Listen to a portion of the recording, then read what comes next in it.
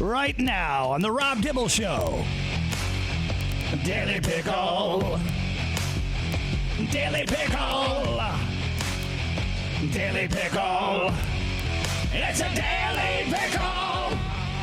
We talked a lot about this yesterday, about the Mets turnaround, and so diving a little bit deeper, and you go back another month, Mets were 9-19 in May. Ugh. They were just dreadful, and losing to some really bad teams and getting swept by some better teams. When you play the Dodgers, Giants, they got smoked in the month of May, but they still were losing to teams like the Miami Marlins and the St. Louis Cardinals and teams like that. Those are teams they should have been beaten up on. And what's turned their June around, basically, is when they started playing against these teams they should beat, like the Washington Nationals, the Miami Marlins, swept the Padres, beat up on the Rangers.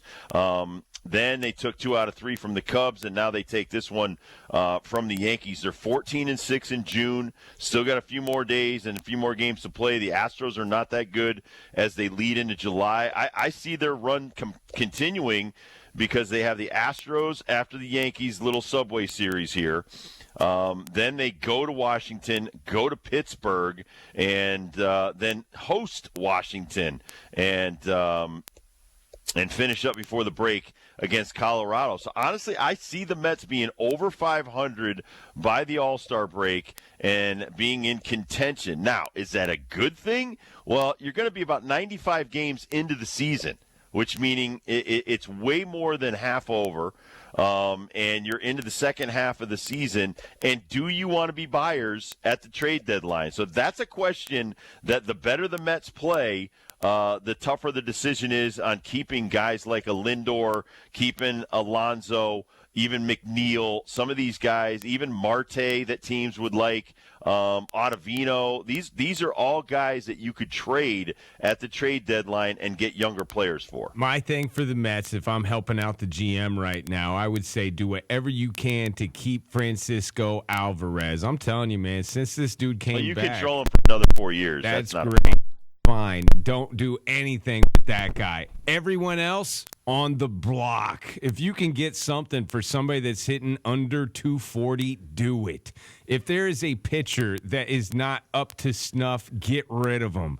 This could be the time that the Mets get in. Like, all you got to do in this league now is be the 6th best in your league. Once you're in, anything can happen. See the Arizona Diamondbacks 2023. Like, they have got a lot of people that could move that are dead weight. Francisco Lindor's been dead weight. Last 2 years, he's been dead weight, man. The whole time he's been here. He's never been the all-star player he was when he was in Cleveland. There's so many of those guys. Now, Peter Alonso, I think, is the biggest question mark because, you're not going to just get a year out of this guy. And if he goes somewhere else on a rental situation, he could be going to an opponent that you're going to see. I think if you send him anywhere, it's got to be to the American League because he could come back to haunt you. But if you did sign this guy up, it'd have to be at a discount right now. I think there's so much action, and with their winning ways and way the league is built, I would love it for them to be on the buyer side in a month with their recent success. Yeah, I mean, listen, there's a lot of teams that are on the bubble with them. Red Sox being one of them. Oh, don't say it, dude. We're just talking about them in the Red Sox, do you want to buy? Do you want to get in on the buying? Yes. I do, but their owners don't. No, their owners they do not want to add to the payroll. You didn't fire the general manager and bring in a former player, even though he is Ivy League educated. You're trying to keep costs down. You're still looking to buy an NFL team. You're still looking to spend money and do other things other than baseball. So adding payroll is not one of them. But there's other teams that are out there. The Detroit Tigers, they are 5 games under 400, 500, excuse me. But they're one of the best pitching teams in baseball. Yeah, they got some. So arms. Do you want to add offense? Do you want to try? I mean, they've got some good young players, but they still got guys like Javi Baez and some other guys that make way too many outs. So you want to be careful on adding payroll there. Kansas City Royals. Kansas City Royals playing way over their skis. They're over 500. They're 43-38. I think they're second or third in the Central in the American League. And you're playing against an organization like the Guardians that don't add to payroll. They'll add players, but they don't usually bring in, expensive guys. And they're not going to go out and get Lindor and bring him back. They've already let him go and traded him. So, when you're looking at guys that you might rent or maybe get a guy that's still got a couple of years left on his deal, that's a Guardian-type trade. So those are some of the teams right now that and even the Cardinals, as hot as they've been, are 3 games over 500. Do you feel like you're a buyer? Those are the questions in the next month when you're looking at adding the payroll, what some of these teams are going to be thinking. And listen, Goldschmidt just started hitting again. Arenado's still got a big nugget of money that you got to pay that guy. So do you want to add to that, or do you want to try to dump some of these guys? The wrench in the system, or I would say the big monthly pickle that every team is going to be up against, like all those teams that you just listed, there are significant sellers. Let's call them significant sellers. I like to call them bottom feeders. Chicago White Sox, Oakland A's, Miami Marlins, Colorado Rockies. I mean, these teams are definitely going to be selling, and they're already in the mode. They're perennial sellers. I know, but even this year more than ever. Like, man, there's some teams. Like the A's, we already know what time it is, dude. They're trying to get the hell out of their town. They don't even care about baseball. The Colorado Rockies is a head-scratcher. I have no idea. They've got a lot of young talent that they could possibly unload. But just for those teams, knowing that they're going to have a lot of players in the market, that kind of puts a damper on some of these 500 clubs to if you want to become sellers, because just there's so many players available with these teams that haven't even won 30 games yet. I agree. I agree. And the problem is, Marlins still have some decent players that they could trade off. Yeah, they do. But you're not paying them a lot. The thing about some of these bottom feeders, you control your younger players. You don't want to give them up. Okay. You don't have to pay them too much. Yeah. They haven't hit arbitration yet. Yeah, the guys that are getting towards arbitration, we might want to trade them. And you have perennial teams that do that. That's why the Rockies suck so bad. When they get guys close to arbitration or free agency, they dump them.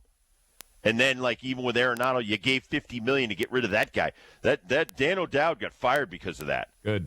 So, when I hear this guy on the MLB channel and he's talking about it, I'm like, dude, you were one of the worst GMs when you were the GM of a very talented Rockies team, I might add, and you dismantled it. Now, he may have been told to do that, but there's other GMs that, like a Dave Dombrowski, that'll be like, nah, I'm not trading Mookie Betts. I'm not dumping this team that won a World Series.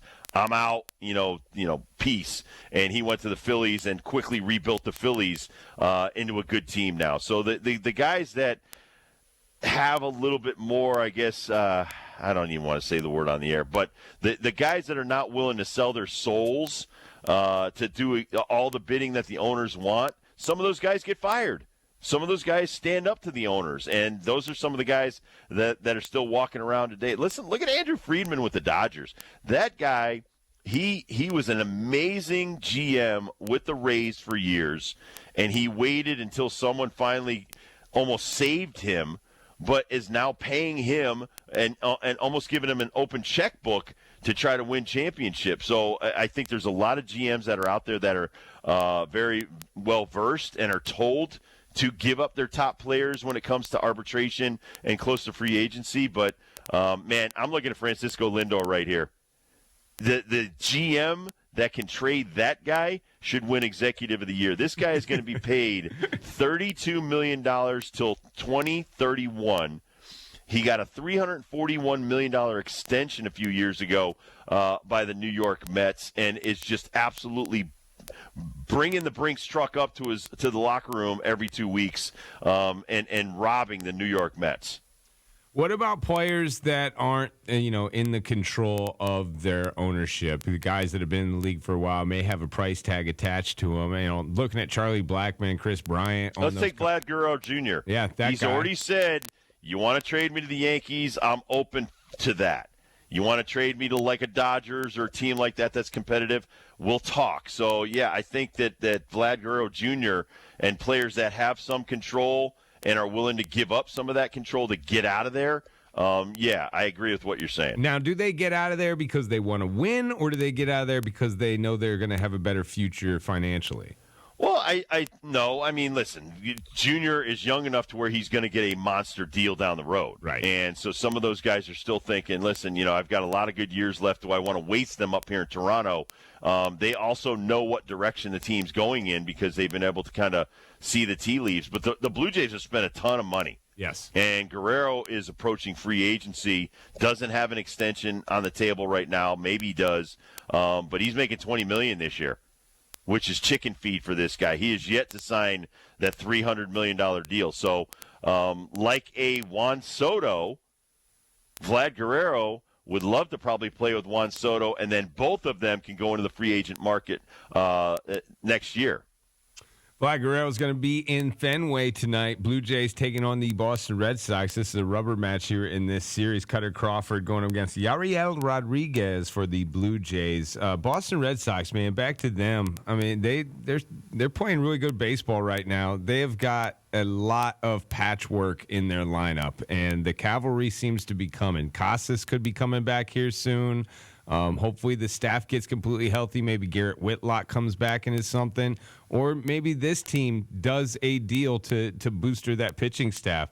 But does this all depend on ownership? Doesn't depend on wins and losses. Let's say they're second in the AL East. Do you still think that they're thinking about that football team, about that racing team, about that soccer team, rather than winning the World Series? I think it's sad that they're overachieving to the point where your answer to a lot of those questions might be no, that they will not go out and add to it. You've got guys that are coming back off of the IL, and at the same time, you've got some of the guys that they have, like Trevor Story. You got big money in that guy. He got re-injured.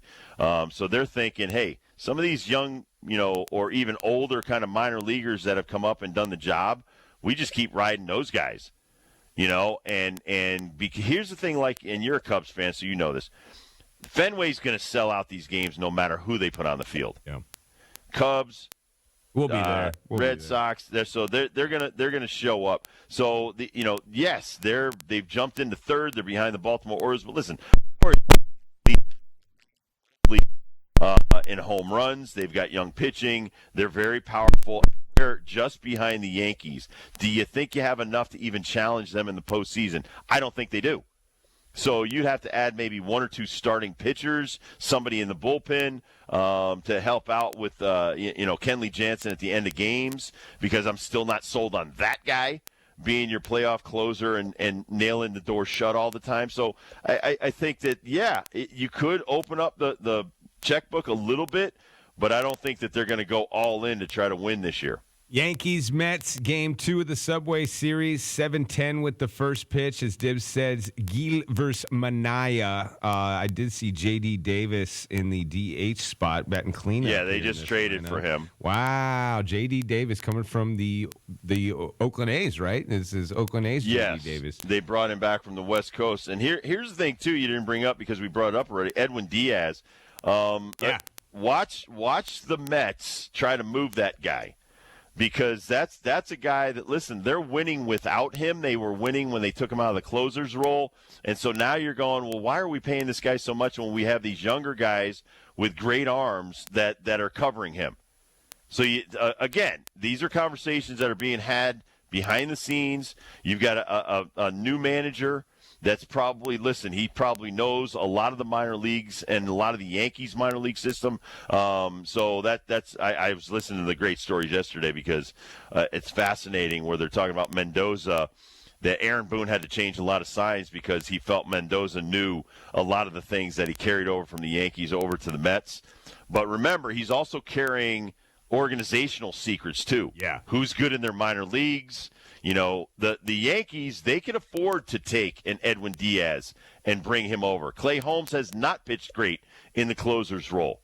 So look at a team like the Yankees, Dodgers, some of these other teams that are looking for help, Guardians. Look at some of these teams that if they're thinking that this guy could still be a good closer for the next 3 years, that could be a move that not shocks you, but would be a payroll dump by the Mets and could possibly keep Alonso as a Met. That's true. Should be a fun game tonight. I did see your buddy Phil Bickford out there relieving Garrett Didn't Cole. pitch well. He did not pitch well. I was just thinking of him last night, seeing him out there in the pinstripes. He was a Met last year, and he's going to get a lot of work whether he's pitching well. Well, I mean, that's the thing. Listen, when you're the new guy with the Dodgers and the Mets, now you come in and you got to earn your stripes. And last night was a tough game to come in because the Mets had those guys had already pounded on Cole, and you don't want to be the guy that comes in after that mess in that game because they're free swinging. Everything you throw up there, it could be 100, it could be a great changeup or anything, and if it's in the hittable zone, they're wasting it. So, the one thing that kind of, gave me pause about Cole, not that he's injured or whatever, I know he's rusty, was his walks. This guy has impeccable command, didn't look like it last night, and so look for Cole to try to look at his mechanics and be like, listen, I might need a little bit more work. And so that guy might be trying to throw more pitches in his next bullpen as opposed to his next start to try to fix what happened last night. But for guys like Bickford, man, as long as you can stay healthy, you're going to keep getting shots in the big leagues. Totally agree. Especially with this team, they're going to need a lot of people to fill some of those outs between their starters and Clay Holmes. For people who may have missed my former and first manager in the Major Leagues, Pete Rose, talking about Willie Mays, we're going to replay that for you next here. He was nice enough to call in at the Travelers. The untimely death of Willie Mays happened while we were at Cromwell, so we're going to replay that for you next, coming up on the Rob Dibble Show with Ben Darnell, Kurt Kaplan on the ones and twos. Thank you so much for keeping us on the air. South on 91.